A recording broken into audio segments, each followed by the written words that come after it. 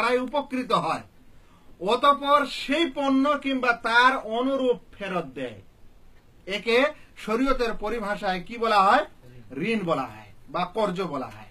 যে কাউকে কোনো মাল দেওয়া বা কোনো পণ্য দেওয়া বা যেগুলো ঋণের প্রয়োজনীয় জিনিস সেগুলো দেওয়া, যেন সে উপকৃত হয়, অতঃপর সেটা যেন সে ফেরত দেয় কিংবা অনুরূপ ফেরত দেয়, তাহলে তাকে শরীয়তের পরিভাষায় কি বলা হয়? ঋণ বলা হয়।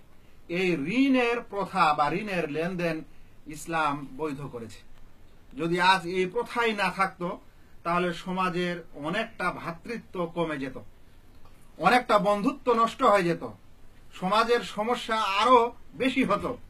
ইসলাম সেটা গ্রহণ করেছে এবং সুন্নত ও ইজমার মাধ্যমে এটা প্রমাণিত। প্রিয় নবী মুহাম্মদ মুস্তাফা সাল্লাল্লাহু আলাইহি ওয়াসাল্লাম তার জীবনে অনেকবারই ঋণের লেনদেন করেছেন। তার মধ্যে বুখারী শরীফের কিতাবুল ইস্তেকরাত হাদিস নম্বর 2390-তে আল্লাহ রাসূল সাল্লাল্লাহু আলাইহি ওয়াসাল্লামের একটি ঘটনা বর্ণনা হয়েছে। সেখানে দেখা যাচ্ছে আল্লাহ রাসূল সাল্লাল্লাহু আলাইহি ওয়াসাল্লাম একটা স্ত্রীলিঙ্গ উট, একটি উষ্ট্রি ধার করলেন।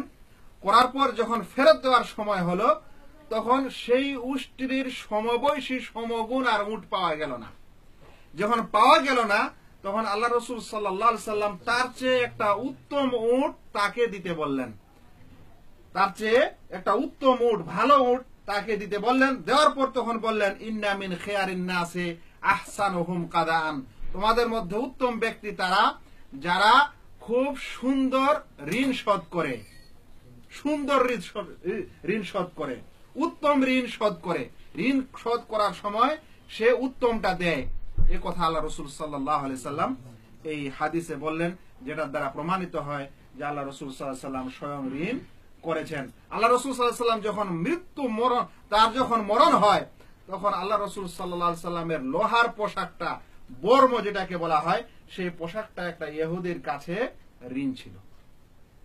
তো এই সকল কিছু এটা প্রমাণ করে যে ঋণী প্রথা বা ঋণের লেনদেন ইসলাম কি করেছে?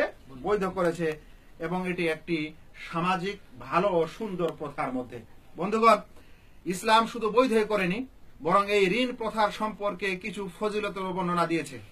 মানুষ অনেক সময় নামাজ, রোজা, হজ, যাকাতের ফজিলত ভালোই জানে, কিন্তু ঋণ দেওয়ার বিষয়ে বা ঋণের সম্পর্কে অনেকে ফজিলত জানে না। শুনেন, নবী মুহাম্মদ মুস্তাফা সাল্লাল্লাহু আলাইহি সাল্লাম বলছেন, মান নাফাসা আন মুসলিমিন কুরবাতাম মিন কুরাবিদ দুনিয়া, যে ব্যক্তি কোন মুসলিমের দুনিয়ার কোন সমস্যা দূর করবে, কোন দুঃখীর দরিদ্রতা দূর করার চেষ্টা করবে, কোন সমস্যার সমাধান করবে, নাফাসাল্লাহু আনহু কুরবাতাম মিন কুরাবি ইয়াউমিল কিয়ামাহ, কিয়ামতের দিনে আল্লাহ রাব্বুল আলামিন তার সমস্যা দূরীভূত করবেন।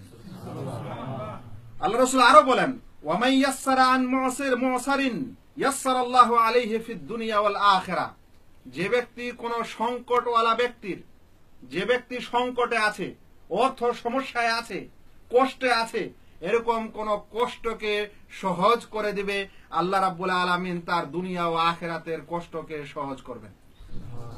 আল্লাহ রাসূল সাল্লাল্লাহু আলাইহি ওয়াসাল্লাম আরো বলেন, ওয়াল্লাহু ফি আউনিল আবদি মা দামাল আবদু ফি আউনি আখিহি, আল্লাহ তাআলা একজন বান্দার সহায় হন, সহায়তা করেন যতক্ষণে বান্দা তার ভাইয়ের সহায়তা করেন।